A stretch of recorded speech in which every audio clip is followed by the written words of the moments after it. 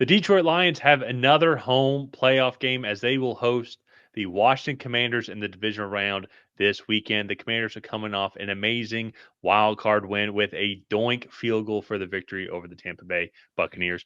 My name is Tyler, here with my brother Ryan, and we're going to break down this divisional matchup between the Commanders and Detroit Lions and what you should expect and why we think a certain team will win this matchup. But before we get into that, if you like the work that Ryan and I put out and you want to help see the Tracy Take channel grow with this amazing community that you all are helping build, the easiest way is to subscribe to the Tracy Take, tackle that bell to get notified when new videos come out. And while you're at it, leave a like and a comment. Let us know who you think will win this game and why.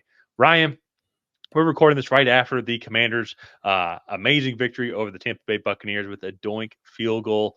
It's really funny. That's kind of like with golfing, for example, like that 35-yard field goal should be like 80, 100-yard, approach wedge. And there's Yeah, nothing like that, like sinking feeling in your gut when you just leave the blade wide open and you see the yeah, ball in the air pushed to the right. But luckily for Zane Gonzalez, it doinked on the right side, on the correct side yeah, of the upright, and the Commanders are moving on to the divisional round here. This is going to be a really fun matchup. The Ford Field atmosphere is going to be absolutely amazing, super electric. I mean, there were Super Bowl hopes last year, and now this year, I mean, it's even greater for the Detroit team. oh yeah, I want to throw it over to you because we were talking about this immediately after the game ended, and that's where we're recording it right after the game. Also, what are some of your initial thoughts on this Commanders team and the victory that they had, and what do you think they need to do to go into Detroit and pull off the upset? yeah. I mean, first off, this is just a great day in Commanders history. I mean, it's the first time they've won a playoff game in almost 20 years, and it's just been a really long road to this point. They've done a tremendous job this season, just kind of turning things around from being the second worst team in the league last year to now they're going to be picking in the mid 20s most likely, or if not even later, based off of the results of this upcoming weekend. So, just a big congrats to Washington Commanders fans. In this game in particular, I think that Jayden Daniels is going to have a out of body experience type of game. Like he's going to be just on another, going to have to be on another level. This defense, while not the best passing defense due to injuries, is they play hard, they get after it. They do a really good job of just playing disciplined football. They get after the passer, even with star Aiden Hutchinson being out. And then offensively for the or defensively for the Commanders, this Lions offense is just on a whole nother level. I mean, trying to figure out how to slow down this running game, especially as I believe they're the 28th ranked rushing defense in the NFL. The Commanders are like that is just going to be really tough to stop. And then also just the litany of weapons I think that they get that they can throw at you, how they line up, how they get themselves in and out of different looks with motion, and how they use motion to manipulate defenders. This is a uber complex offense that is going to be really tough for this Commanders team to stifle. And then for me, if they can slow down this running game with Jonathan Allen, Deron Payne did hurt his hand or wrist, and left the Tampa Bay game. So we'll have to see his status for this week. But I'm if they pretty can sure slow he down came that, back in. he did. Okay. I'm pretty sure he came back in the second half. Correct me if I'm wrong, Okay. though. Okay. In the comments, but to Well, me, it looked like it was like a dislocated finger. That's what it seemed like. okay. But if those guys can have a really good game and stop some of that interior runs, I think that's going to be a big thing for them. They still have to take away the outside zone, keep Jahmyr Gibbs kind of in check and this running offense. But even if they take that away, this is still a really prolific passing offense as well.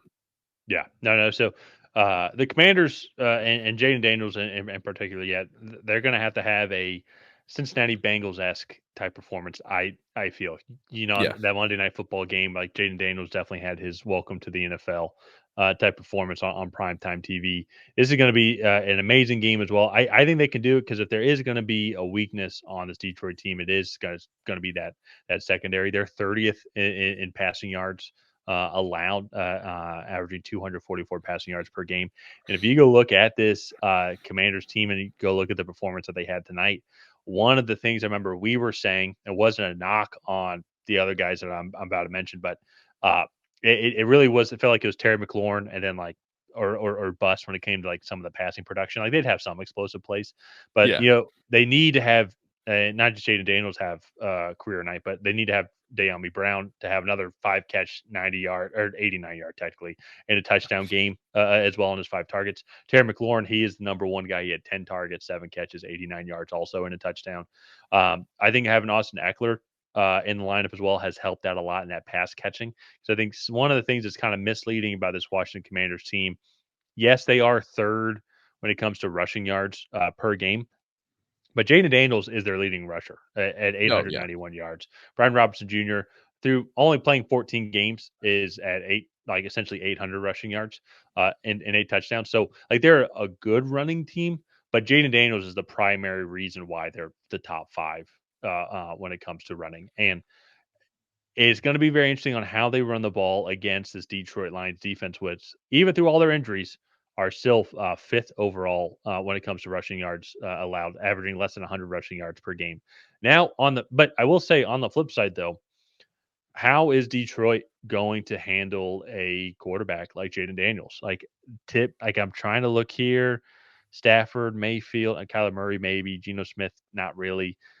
They haven't really played a QB like Jayden Daniels, and not, I guess, to be fair, not too many teams play a QB like Jayden Daniels unless you're playing Baltimore and Lamar Jackson. But they're fifth in rushing defense, yes, when it comes to yards allowed per game. But how are they going to contain Jayden Daniels? It's going to be very interesting on how they're going to do that and the type of defensive scheming that Aaron Glenn provides well to provide Yeah. pressure, but also make sure he doesn't get out of the pocket, make him beat you with his arm as well.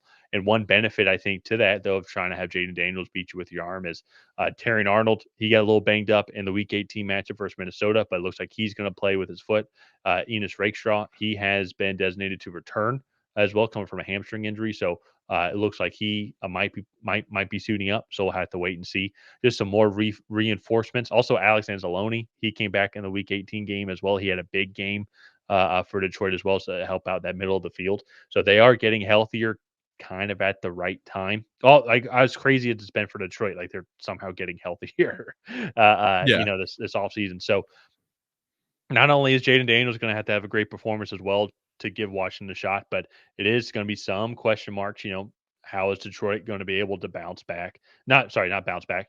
But, it's more stay ahead of what Jayden Daniels can provide. And on the flip side, though, too, this Washington Commanders defense, they're ranked 29th in rushing yards allowed, yes. But Jonathan Allen, he did tear his pec in October, but he has returned and he had a big game tonight as well. Jersey Newton has played well this year in his rookie year. And so Dron Payne, he hurt his hand. Yes, I thought I saw him out there, but please double check in the comments down below. But either way, though, I would be surprised. I would be surprised even if it is a broken finger. I would be surprised if he let that stop him from playing. Even if it's a broken hand, put a club on Yeah, that thing and get out there. Like, yeah, yeah. so Absolutely, yeah. Club Tua, yeah. that was a dumb joke. But anyways, I think it's going to be such an interesting matchup here because with those guys in the defensive interior, thank you for still laughing at that. And so, It's not out of humor. It's out of more all the embarrassing comments that I'm going to yeah. get. That's fine. Yeah. I'm a dad now. I'm practicing my dad jokes, but hopefully not those kind of jokes. Anyways, Yeah. so it's on the internet forever. It's okay. So I'm going to that interior matchup. I think is going to be fascinating to watch because you're going to have Kevin Zeitler as well. He did hurt his hamstring a little bit, but in the Week 18 game, but it looks like he's going to be able to go as well. I think one of the things where the Lions had a big advantage when it comes to the trenches is their tackles. So you're gonna have Penny Sewell, and then is it Taylor Decker? Yeah, it's Taylor Yeah. Decker, right? Yeah, and so well, I thought he got hurt. Let me double check here. I just want to double check here real quick. No, yeah, Taylor Decker. So they're gonna have Yeah. huge advantage. I think if there's one weakness on this defensive line for the Commanders, it's their edge rushers. They haven't really gotten too much great production on that. I think it's gonna be a major area that they address in the draft. They're great on the defensive interior with those 3 guys already mentioned, but I think they need to address a little bit more on that side of the ball. But that being said, though, oh, let me do this here. just trying to look at the matchup overall on PFF. Uh, you're still going to have to deal with Bobby Wagner. Still going to have to deal with Frankie Louvu as well, and it's going to be a very interesting front seven. And then in the secondary, you're going to have Marshawn Lattimore. You're going to have Mike Sandstrill also that are going to be going up against Amon-Ra St. Brown and Jameson Williams. It's if the Commanders can stay intact and stay competitive in the trenches, I think this could be a very interesting matchup for both teams. It's not going to be just a given that the Lions are going to run for 300 yards against them just because statistically they rank that way. With Jonathan Allen coming back, that's a big advantage, big depth overall on that defensive interior. I say all that. I think one of the things that you mentioned earlier on how complex this offense is has been the consistency of Ben Johnson staying as offensive coordinator and this core group of offensive guys staying together. And I think that's one thing that's very underrated for when offensives lack is when coordinators leave, just because that continuity of what has worked for them. And now Yeah. all the lingo and the new verbiage and the new philosophy that they're trying to implement is all changing and on the fly for those guys. And that's why, to me, when kind of looking at this game, I think the Lions are going to win this game. I know I just talked about some of the key matchups here, but if we're talking about the two teams the Lions would rather face, it would be the Commanders over the Buccaneers. One, the Buccaneers beat them earlier on this year, but I do think with how amazing this offensive line is for Detroit, and there are still weaknesses on this Washington Commanders team that can be exploited. And with the speed from Jameson Williams, with the eliteness of Amon-Ra St. Brown, the rise of Tim Patrick as well as that third receiver, and you're gonna have Sam Laporta up the middle. It just seems like it's once again their time. There's going to be at Ford Field. It's going to be an even crazier environment than it was down in Tampa. I think Jayden Daniels is going to play well. I think he's going to get his punches in, but I think he's going to run into a much better overall defense in the Detroit Lions. And so I have Yeah. Detroit winning this game here. Yeah, I'm gonna go with Detroit also. I just feel like they're the better team overall in this.